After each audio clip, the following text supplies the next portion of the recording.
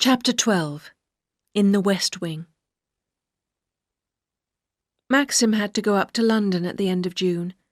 It was the first time that I had been left alone at Mandalay. I was sure that Maxim would have a terrible accident, or even be killed. I was too worried to eat any lunch. At about 2 o'clock, Robert brought me a message.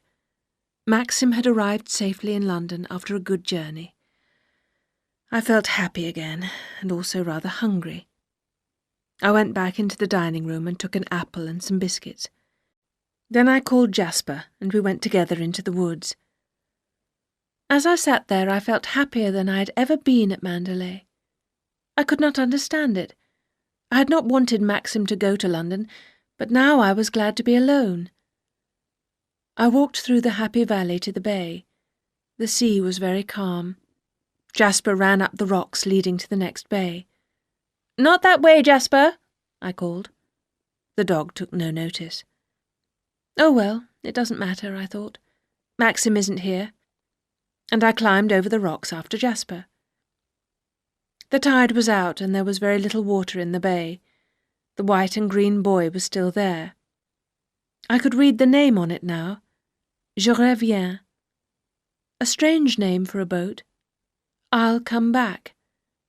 And that boat would never come back now. I walked slowly across the beach to the cottage. The sun was shining today and the cottage did not look frightening any more. I pushed open the door. Everything was exactly as before. There was a sound in the boathouse and Jasper ran up to the doorway, barking angrily. "Is anybody there?" I said. I looked through the door and saw Ben sitting by the wall. He looked very frightened. "I think you should come out," I said. "Mr. De Winter doesn't like people coming in here." Ben followed me out into the sunshine. "I'm not doing anything wrong," he said. "You won't lock me up, will you?" His whole body was shaking with fear and tears were rolling down his fat, round face. "I didn't do anything. I didn't tell anyone," he said. "That's all right, Ben. No one's going to hurt you. But don't go into the cottage again." Ben smiled. "You're not like the other one," he said. "She was tall and dark. She had eyes like a snake. She came here at night. She saw me once looking at her. 'You'll be locked up. People will hurt you,' she said. 'But you won't lock me up, will you?' 'No, of course not, Ben,' I said. Ben smiled again and went off down the beach to the sea. I went up towards the wood. Jasper followed me. When I looked back, Ben had gone, but I had a strange feeling that someone was watching me. Someone tall and dark, who watched and listened. I started to run up the path and did not feel safe until I reached the lawn. The house stood there safe and secure. The sun shone on something metal in the drive. A green sports car was parked there. I had never seen it before, and I hoped the visitor did not want to stay to tea. As I walked across the lawn, I looked up at the west wing. One of the shutters was open and a man stood at the window. Then another figure dressed in black closed the shutter. I was sure it was Mrs. Danvers. But who was the man? And why had he come when Maxim was away in London? I walked up the steps, through the hall and into the morning room. I could smell cigarette smoke. Then I heard voices, and without thinking I hid behind the door. I heard Mrs. Danvers say, "I expect she went into the library. Wait here while I go and see." She was talking about me, of course. I did not know what to do. Jasper had moved towards the drawing room, wagging his tail. "Hello, Jasper, old boy," said a man's voice, and Jasper ran back into the morning room. The man followed. He saw me standing behind the door. I've never seen anyone more surprised. "I beg your pardon," the man said, looking down at me with a rather unpleasant smile. He was a big, handsome man, but his face was red and his eyes were a hard blue. His breath smelt of whiskey. "I'm so sorry," he said. "I called to see Danny. She's an old friend of mine."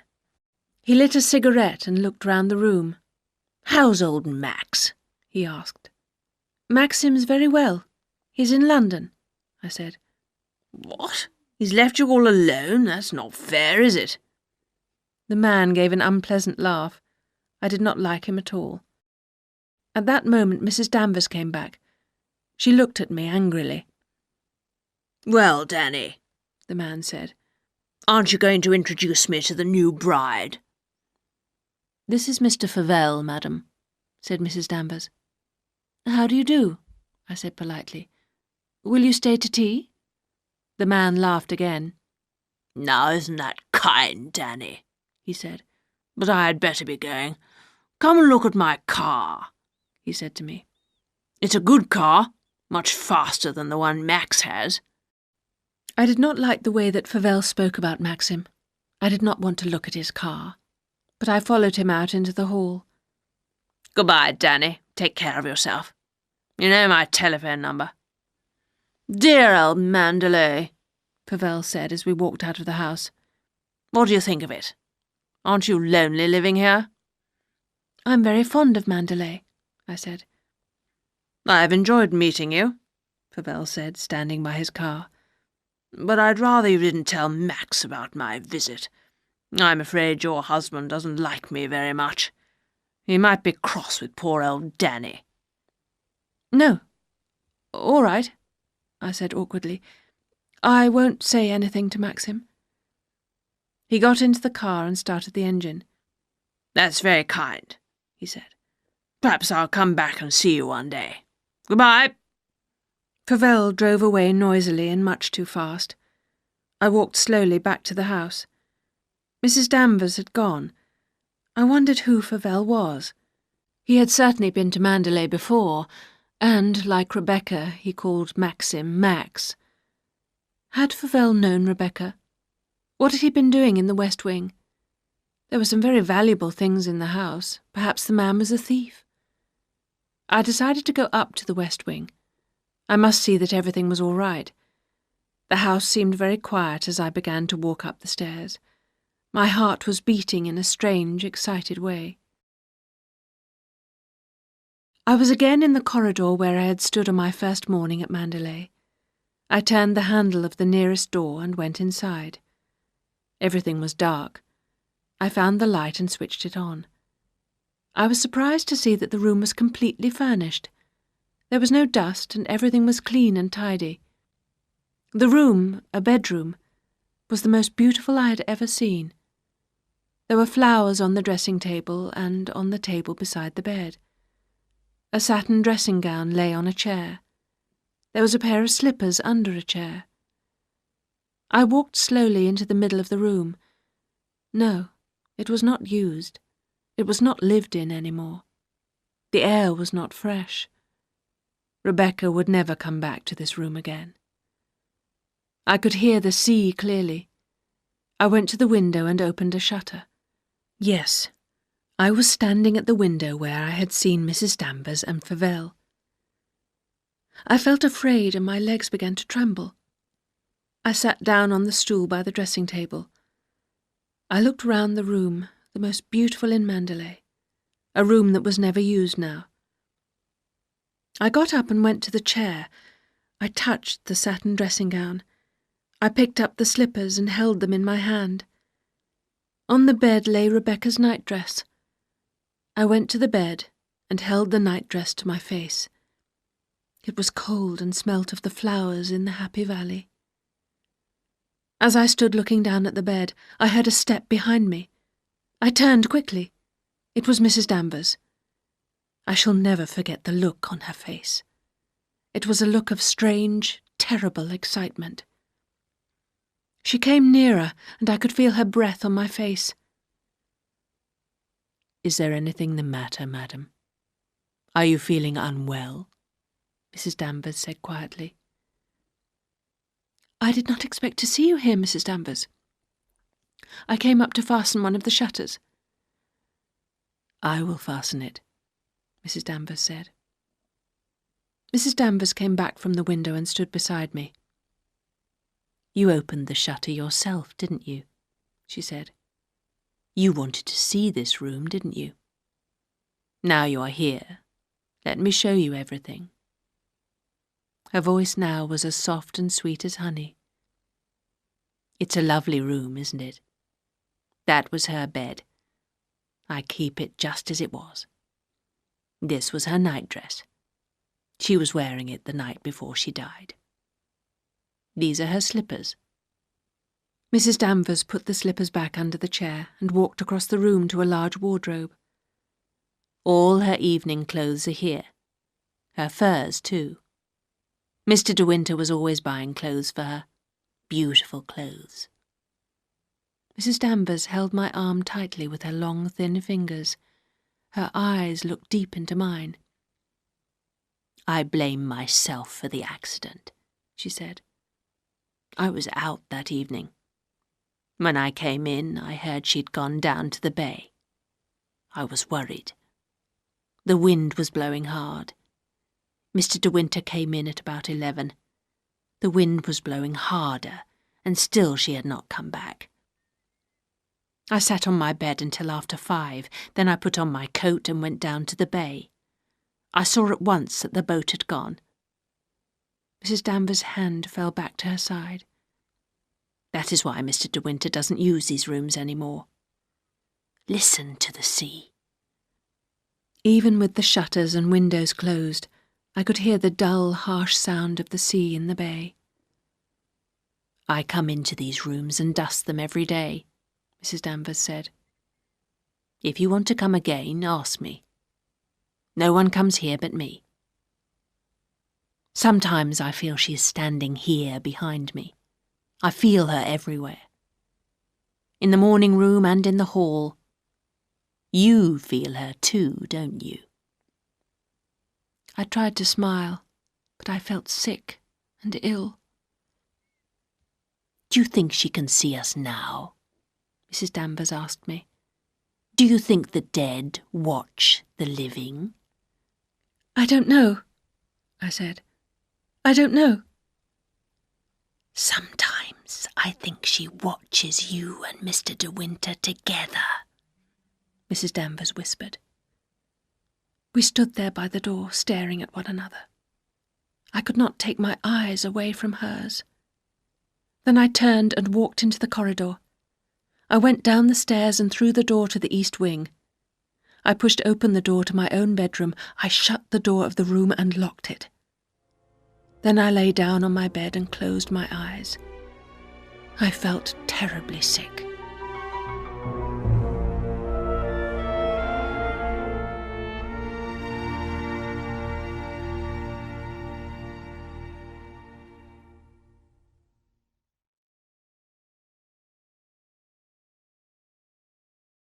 Chapter 13.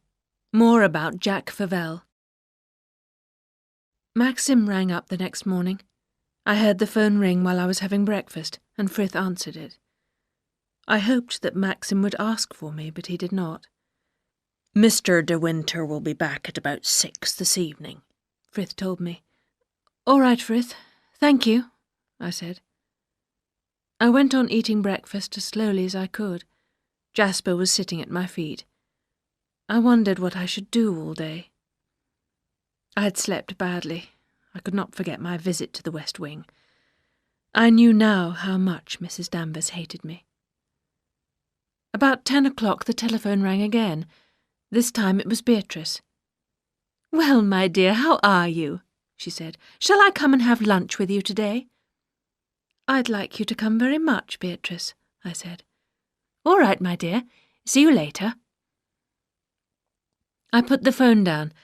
I was glad that Beatrice was coming. It gave me something to look forward to. I wandered out onto the lawn. I felt different from yesterday. I wanted Maxim to come home. I tried not to remember my visit to the West Wing, but I could not stop thinking about Favell and his friendship with Mrs. Danvers. I began to feel that Mrs. Danvers was watching me. There were so many rooms that Maxim and I never used. It was easy for Mrs. Danvers to watch me from one of their windows. Beatrice arrived by car at about 12:30. This time I went out to the drive to meet her. "Well, my dear, here I am," she said. "It's a lovely day, isn't it?" She gave me a kiss and then looked at me carefully. "You don't look well," Beatrice said. "You're much too thin. Your face is pale, too. What's wrong with you?" "Nothing," I said. "My face is always pale." "You looked quite different when I saw you before," Beatrice told me. "You're not going to have a baby, are you?" "No, I don't think so," I said. "Well, I hope you will sometime. Maxim would be so happy to have a son. What have you been doing with yourself? Have you done much sketching? Did you like the books I sent you? Have you had anyone to stay?" I had forgotten that Beatrice asked so many questions. "No, we've had no one to stay. People come to tea sometimes, of course." I wondered whether to tell Beatrice about Mrs. Danvers' visitor, Fauvel.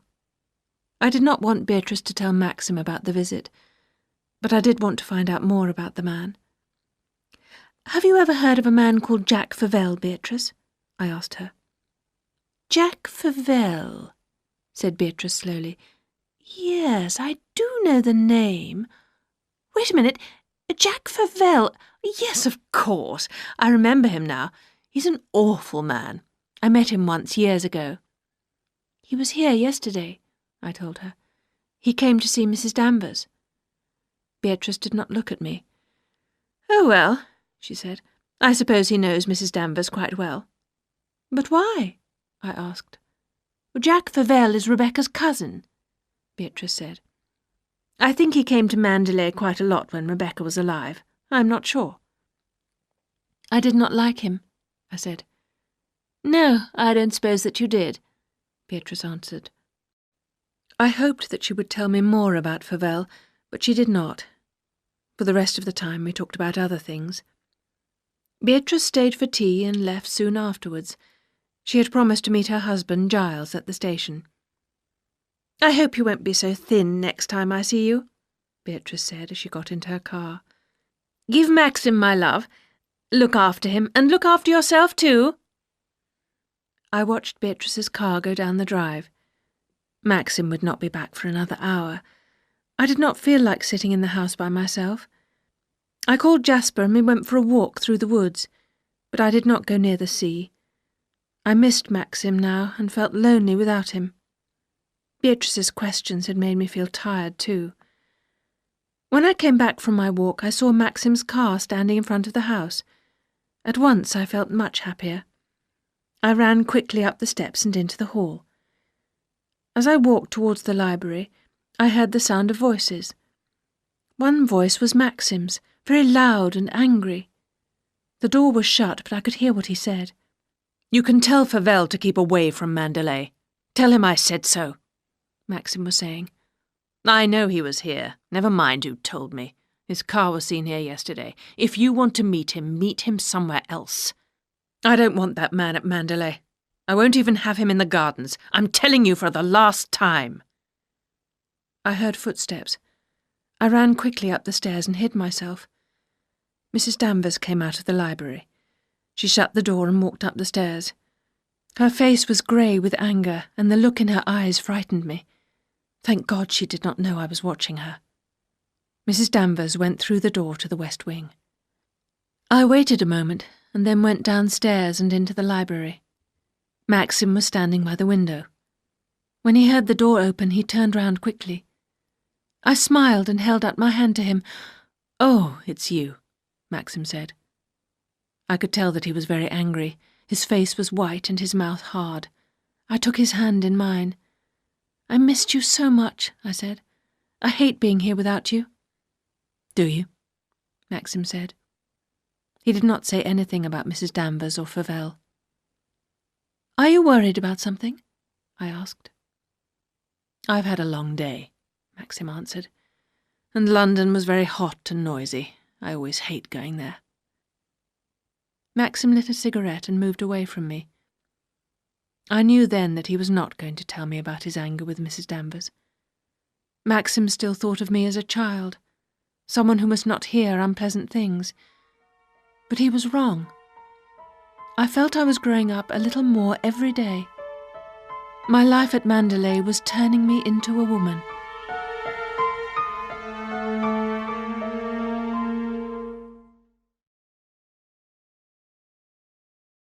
Chapter 14. Preparations for the Ball.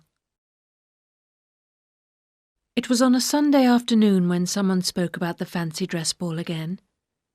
Frank Crawley had come to lunch, and the three of us were hoping to have a quiet afternoon.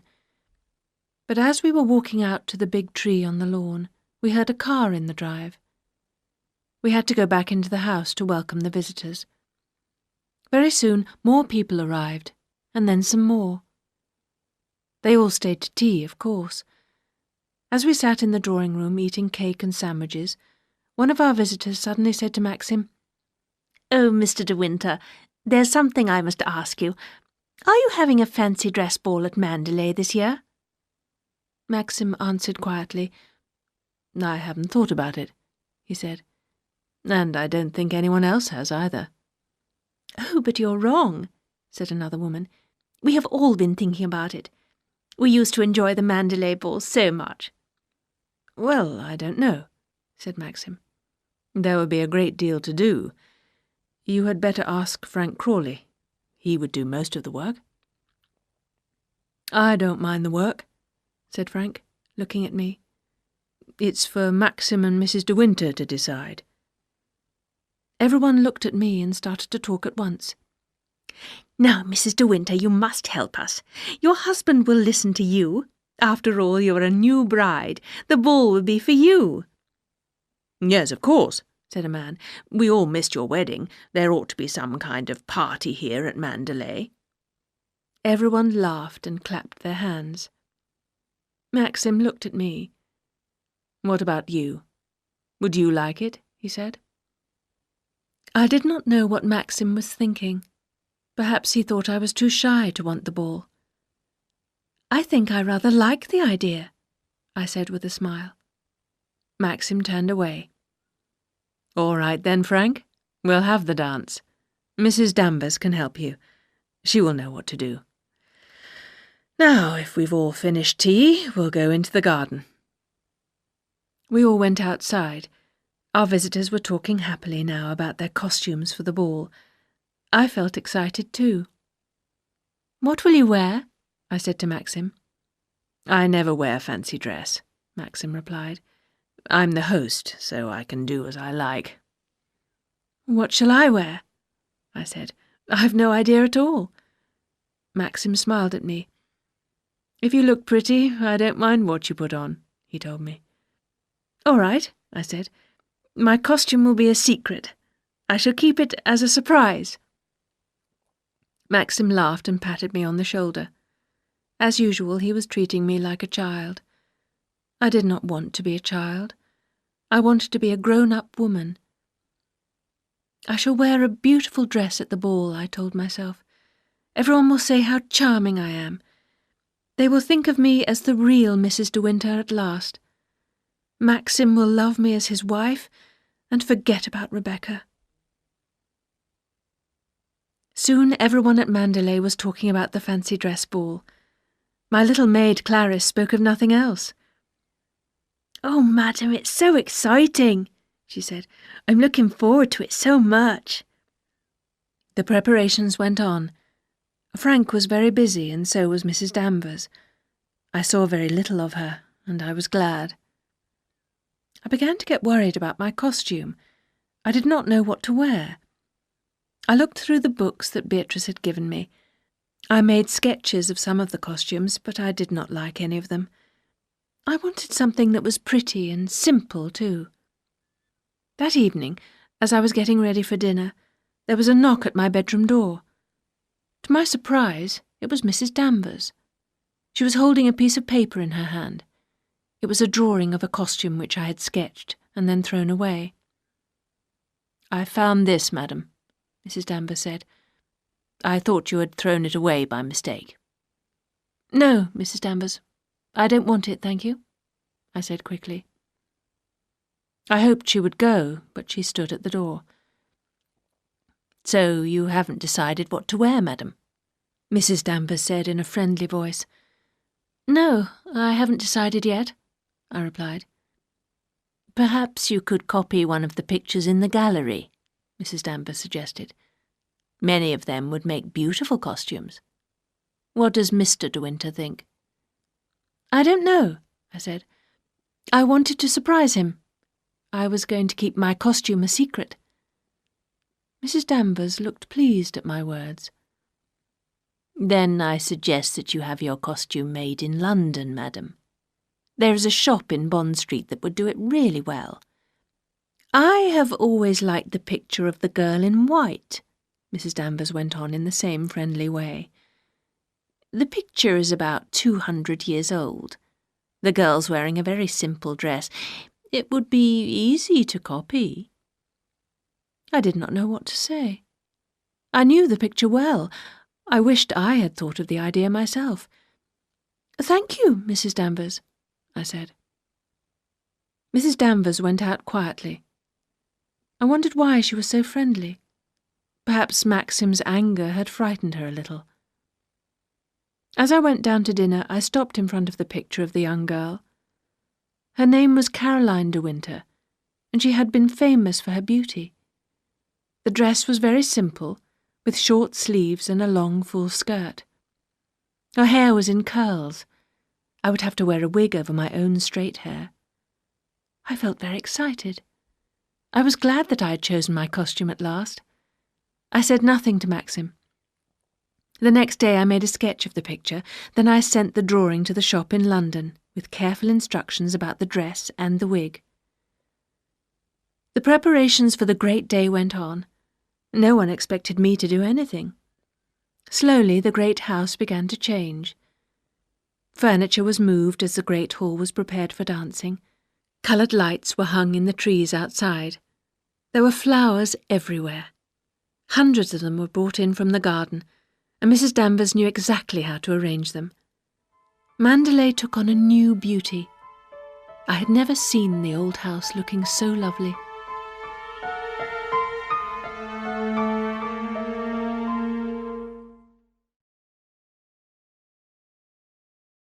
Chapter 15. Miss Caroline de Winter. On the day of the ball, Maxim and I had lunch with Frank. My dress and the wig had arrived, and they both looked perfect. Maxim and Frank asked me about my costume, but I told them nothing. The secret made me feel excited and important. "You won't know it's me," I told them. "You will both have the surprise of your lives." Maxim and I went back to the house after lunch. The band had arrived, and we welcomed the men. The afternoon seemed very long. I thought about going for a walk. Then suddenly it was tea time, and Beatrice and her husband Giles had arrived. "This is like old times," said Beatrice, looking around. "Everything is as beautiful as ever. What's everyone going to wear? I suppose you refuse to wear fancy dress, Maxim?" "Of course," Maxim said.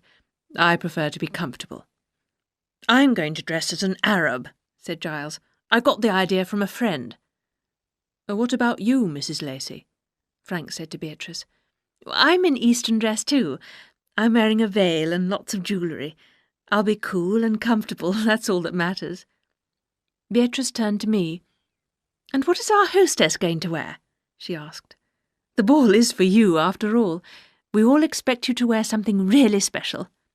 "Don't ask her," said Maxim. "She won't tell anyone. She's had the dress made in London." "It's quite simple, really," I said. "What fun it all is," said Beatrice. "I'm getting excited already." "You've got her to thank for it," said Maxim, smiling at me. Everyone looked at me and smiled. I felt pleased and happy. This ball was for me because I was a bride, the new Mrs. De Winter. Mandalay had been made into a place of light and beauty just for me. "What's the time?" I said. "I think we ought to be getting ready." I found Clarice waiting for me in my bedroom, her face full of excitement. I locked the door and took the dress from its box. It fitted perfectly. I looked at myself in the mirror. I smiled. I felt different already. I was someone more exciting and interesting than my usual self. "Give me the wig, Clarice," I said. "Be careful, the curls mustn't be flat." I brushed back my own straight hair. Carefully I put the wig in place. I looked in the mirror again. The wig and the tightly fitting dress made me almost beautiful. "Oh, Clarice," I said, "what will Mr. De Winter say?" There was a knock on the door. "Who's there?" I called. "You can't come in." "It's me, my dear," said Beatrice. "Are you ready? I want to have a look at you." No, I said. "You can't come in. Tell Maxim that he can't come in either. I'll come down when I'm ready." I looked in the mirror again. My eyes looked larger, and the curls made a soft cloud round my head. I lifted the skirt of the dress in my hands. "Unlock the door," I said to Clarice. "I'm going down." I stood in the gallery and looked down on the hall below. There was Giles in his white Arab costume. Beatrice was wearing a long green dress, and Frank was dressed as a sailor. Only Maxim was wearing evening clothes. "I don't know what she's doing," I heard Maxim say. "What's the time, Frank? She must be down soon." I looked up at the picture of Caroline de Winter. Yes, her dress was exactly like mine, and she had the same curled hair.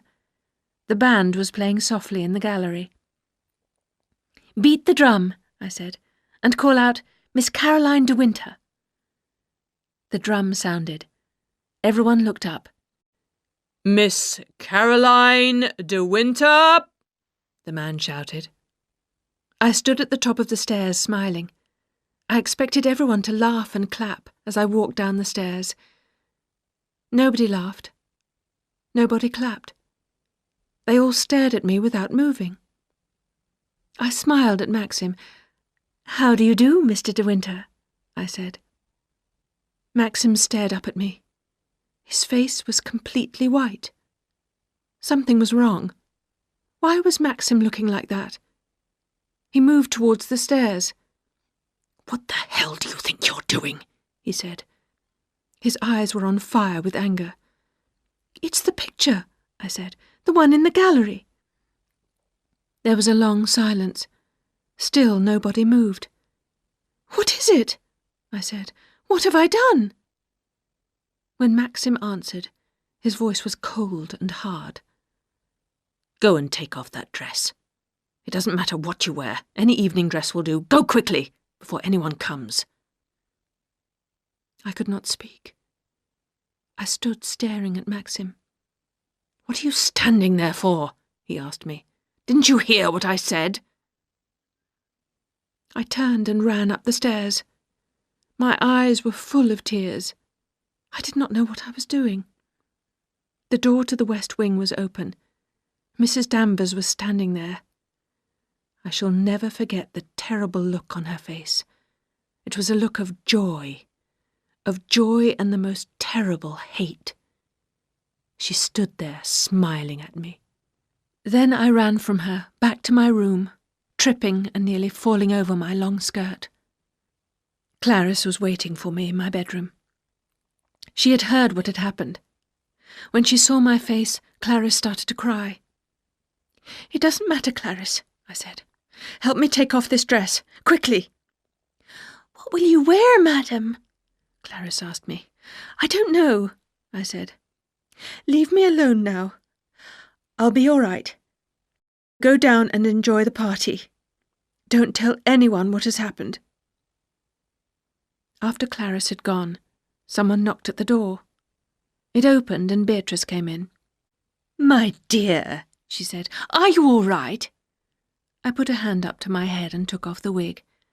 "Of course I knew at once that it was a mistake," Beatrice said. "You could not have known." "Known what?" I said, turning to look at her.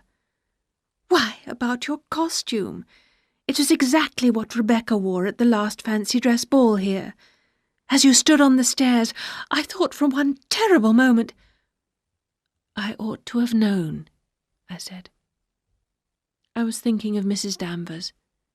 She had planned this. She had known what would happen. "How could you know?" said Beatrice. "But it was a terrible shock to Maxim. He thinks that you did it as a joke. He thinks that is why you kept your dress a secret. But he will understand when you speak to him. I'm going to tell everyone that your dress didn't fit. I did not say anything. Now, what can you wear? Beatrice said. Here, this blue dress is very pretty. Put this on. No, I said. I'm not going down. Beatrice stared at me before she spoke. But, my dear, you must. It will look so strange. I felt very tired. What does it matter? I said. Beatrice looked shocked at my words. Think of Maxim. You must come down for him, she said. I can't, I answered. Beatrice stared at me. I must go down now, she said at last. They will be waiting for me at dinner. I'll tell Maxim you'll be down in a minute, shall I? I did not answer, and Beatrice walked slowly to the door and went out. After a long time I got up from the bed where I was sitting. I walked across to the window. I could see the coloured lights in the trees. I walked back to the dressing table and looked at my white face and red eyes in the mirror. Then slowly I washed my face and combed my hair. I put the white dress and the wig back into the box. I never wanted to see them again. I picked up the blue dress and put it on. When I was ready, I opened the door and walked along the corridor. Everything was still and quiet. Then I heard the sound of voices. The door of the dining room was open. The guests were coming out of dinner. Someone laughed. I walked slowly down the stairs to meet them. I remember very little of my first party at Mandalay. It was the first and the last we ever held there. I remember that Frank tried to make me drink a little champagne. I remember Beatrice smiling at me. I remember dancing with Giles. The band played and people danced. I stood there smiling at everyone. Maxim stood beside me. His eyes were cold and hard, not the eyes of the man I knew and loved. All through that long night, Maxim never looked at me. Once Beatrice came up to me and said, "Why don't you sit down? You look like death." What was the time? I did not know. The night passed hour after hour. Then at last Giles came up to me and said, "Come and look at the fireworks on the terrace." I remember standing on the terrace and staring up at the sky. The fireworks rose into the sky and turned into stars and flowers. The sky was red and gold. Every window of the house was coloured by the falling lights. The grey walls of Mandalay looked heavy and dark. Then suddenly the sky was dark too. The fireworks were over. I heard the sound of cars starting in the drive. "They're beginning to go," I thought. "Thank God they're beginning to go." People came up to me to say goodbye. "Such a wonderful party," they said. "Thank you so much for a wonderful evening. The best party I've been to for a long time." I shook hands with them all. I smiled. "I'm so glad, I said. I could think of no other words. Maxim had gone with Frank to stand in the drive. Beatrice came up to me. "Well done, my dear," she said. "The ball was a great success. No one had any idea about... You must go to bed now. You look very tired. Have your breakfast in bed." Yes, perhaps I shall," I said. "I'll tell Maxim you've gone up to bed, shall I?" "Yes, please, Beatrice." "All right, my dear. Sleep well." I walked slowly into the house. The lights had been turned off. The rooms were empty. I went up the stairs and along the corridor to my room. It was almost light now, and a bird had started to sing. I undressed slowly and got into bed. I lay back and closed my eyes. My body was tired, but my mind would not rest. I wondered how long Maxim would be. The little clock by my bed ticked away the minutes. I lay on my side, watching it. An hour went by, but Maxim did not come.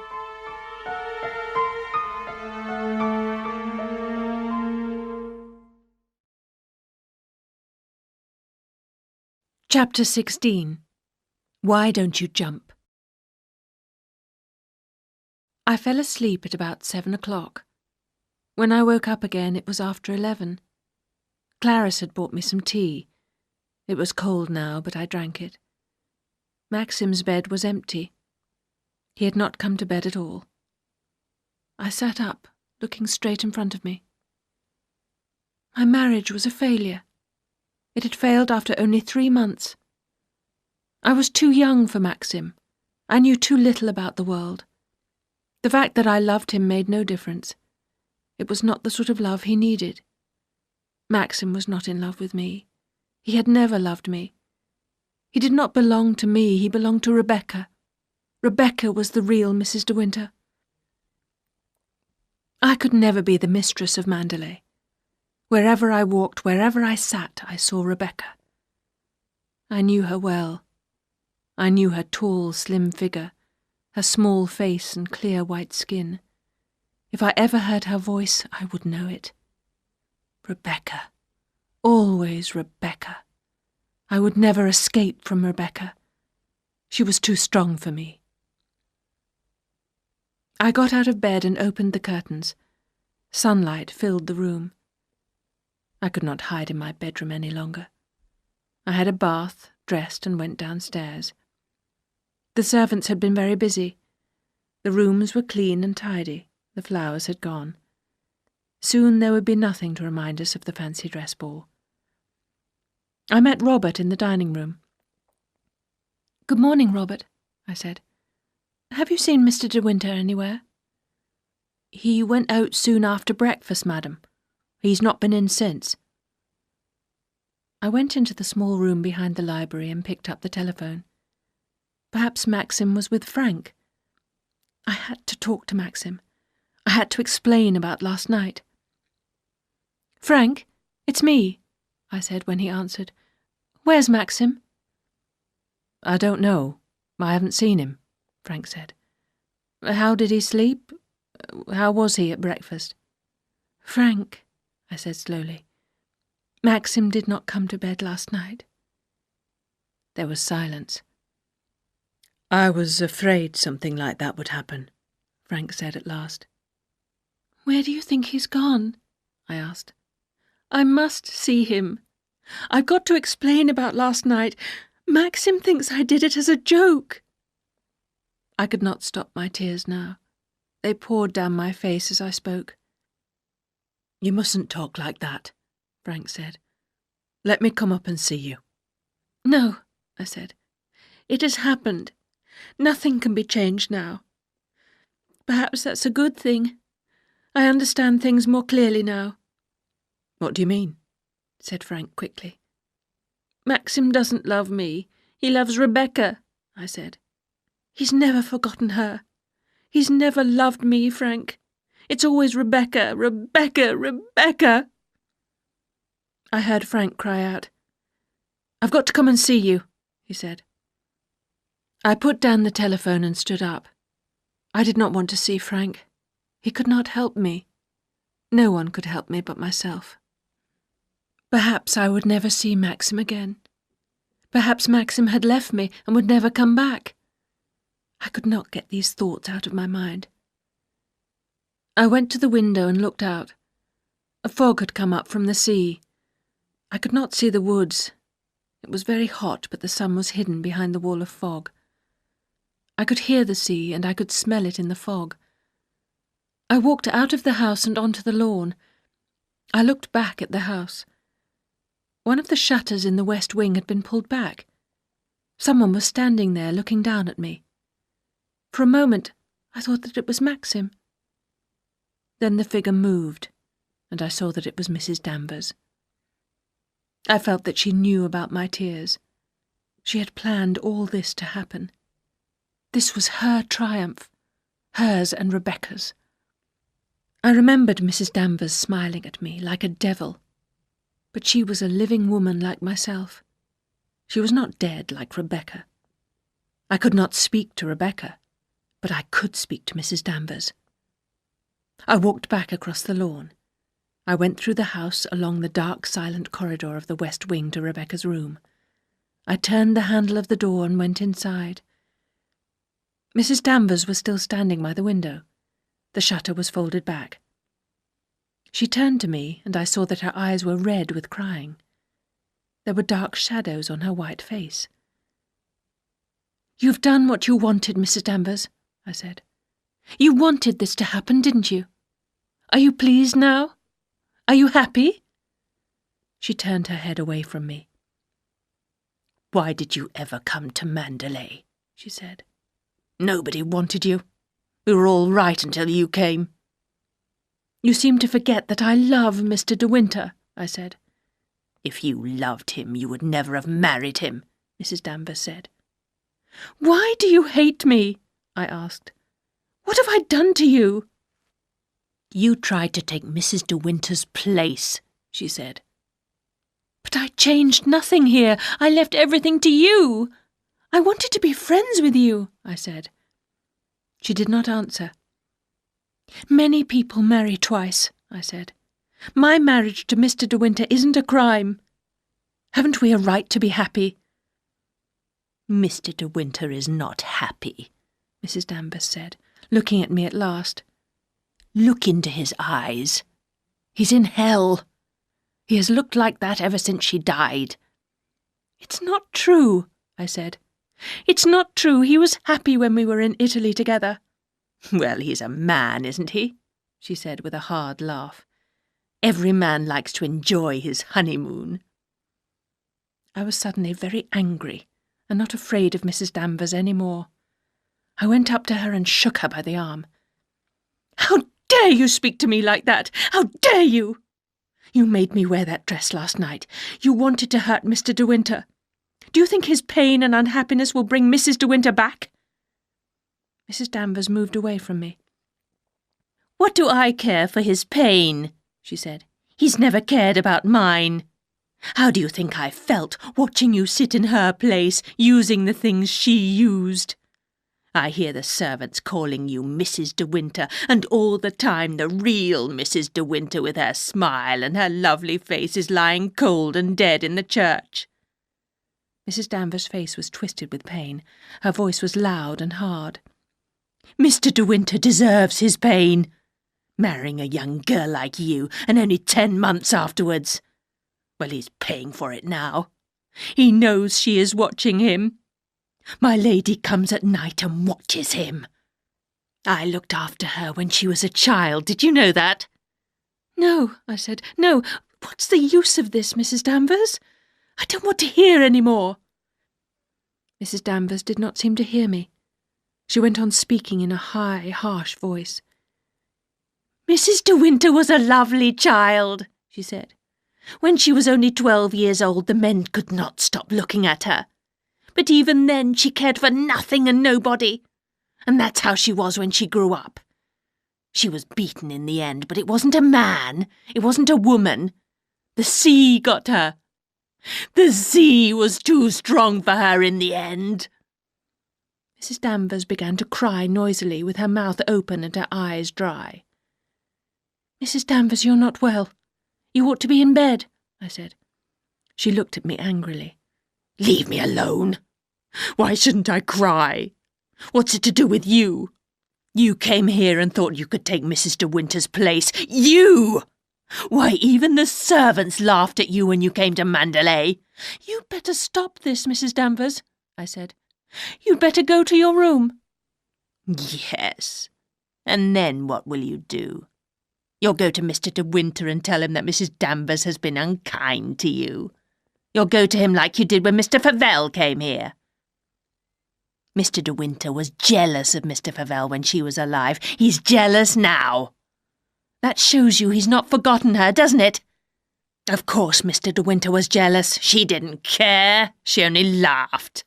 All the men fell in love with her. Mr. De Winter, Mr. Favell, Mr. Crawley. It was like a game to her. "I don't want to know," I said. "I don't want to know." Mrs. Danvers came close to me and put her face near to mine. "It's no use, is it?" she said. "She is the real Mrs. De Winter, not you." I backed away from her towards the window. She took my hand and held it. Why don't you go? She said again. He doesn't want you. He never did. He can't forget her. He wants to be alone in the house again with her. She pushed me towards the open window. I could see the stones of the terrace below. Beyond the terrace was a white wall of fog. Look down there, Mrs. Danvers said. It's easy, isn't it? Why don't you jump? It wouldn't hurt. It's not like drowning. Why don't you try it? Why don't you go? The fog came in through the open window, damp and thick. I held onto the window ledge with both hands. Don't be afraid, said Mrs. Danvers. I won't push you. You can jump. You're not happy. Mr. De Winter doesn't love you. Why don't you jump now?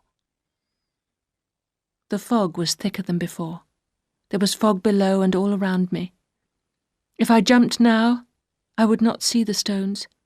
The fall would kill me. Maxim did not love me. Go on, whispered Mrs. Danvers. Go on. Don't be afraid. I shut my eyes. My fingers ached from holding the ledge. The thick fog made me forget my unhappiness. I could forget about loving Maxim. I could forget about Rebecca. I would not have to think about Rebecca any more. A loud explosion shook the window where we stood. The glass cracked. I opened my eyes and stared at Mrs. Danvers. The first explosion was followed by another, then a third, and a fourth. "What is it?" I said. "What has happened?" Mrs. Danvers let go my arm. She stared out of the window into the fog. "It's the rockets," she said. "There must be a ship in trouble in the bay." We listened, staring into the white fog together. And then we heard the sound of footsteps on the terrace below us.